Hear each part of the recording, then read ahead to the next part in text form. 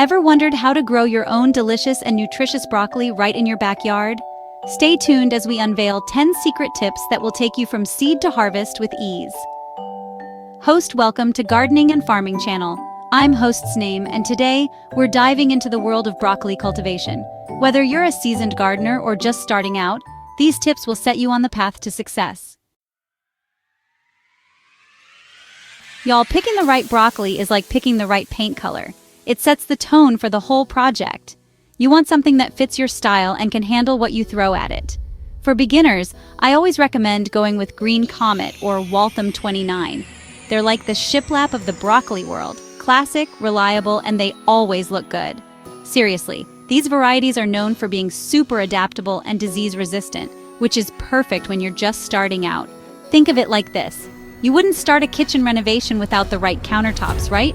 Choosing the right broccoli variety is just as important. It's the foundation for a bountiful and delicious harvest.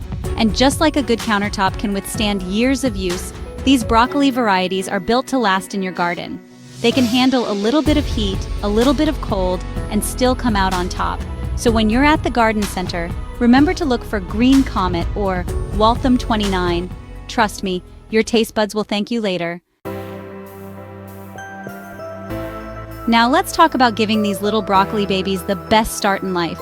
Just like we wouldn't put a newborn on a cold, hard floor, we don't want to shock our broccoli seeds by planting them directly outside. Instead, we're going to create a cozy little nursery for them indoors. About 7 to 9 weeks before the last frost date in your area, check your local farmer's almanac for that. Grab your seed starting mix, some seed trays, and let's get those seeds snuggled in.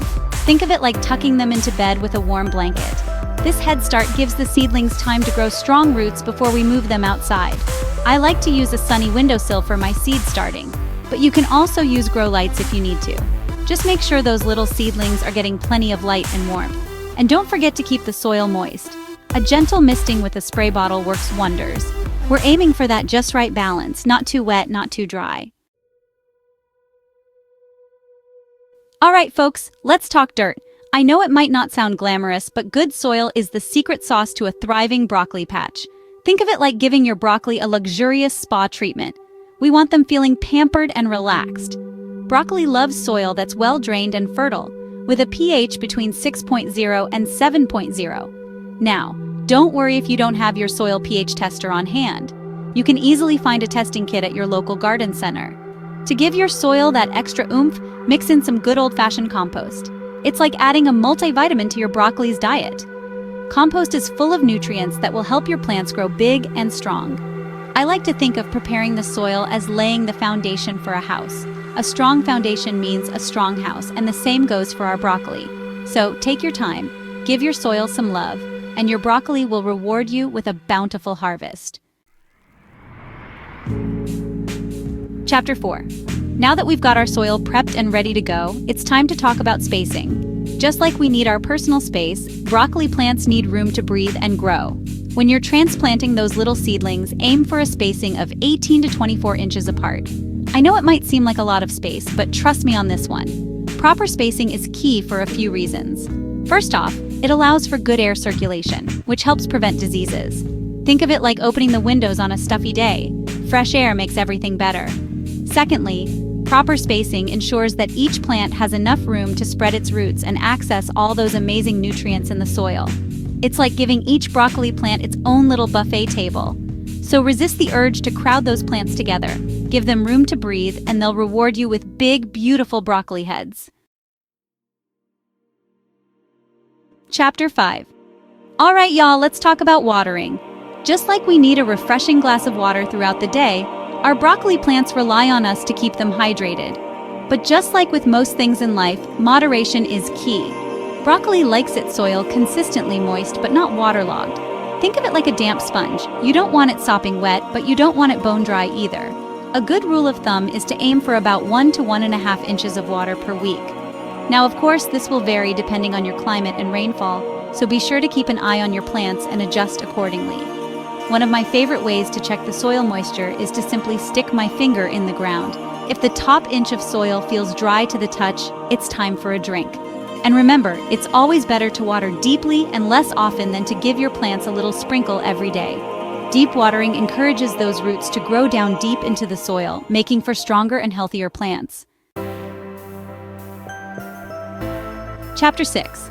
Now let's talk about mulch. It might not be the most exciting topic, but trust me, mulch is a gardener's best friend. Think of it like a cozy blanket for your soil. It helps retain moisture, regulate soil temperature, and suppress those pesky weeds. When it comes to mulch for your broccoli, organic options are the way to go. Straw, shredded leaves, or even grass clippings work like a charm. I like to think of it as giving back to nature. We're using what nature provides to nourish our plants. Apply a nice, even layer of mulch around your broccoli plants, about 2 to 3 inches deep.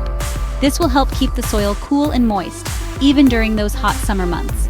Plus, mulch acts as a natural weed barrier, which means less time spent weeding and more time enjoying your garden. And who doesn't love that? So don't skip the mulch. It's a simple step that makes a world of difference in the health and happiness of your broccoli plants. Alright folks, let's talk about feeding our broccoli. Just like we need a balanced diet to thrive, our plants need a steady supply of nutrients to grow big and strong. That's where fertilizer comes in. Now, I'm all about keeping things natural whenever possible, but when it comes to broccoli, a little bit of fertilizer goes a long way. A balanced fertilizer, like a 10-10-10, provides all the essential nutrients your broccoli needs to flourish. Think of it like giving your broccoli a vitamin boost.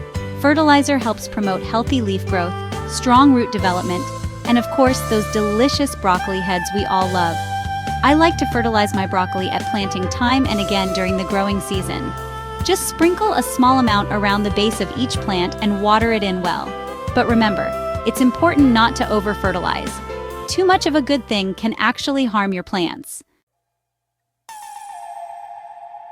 Chapter 8.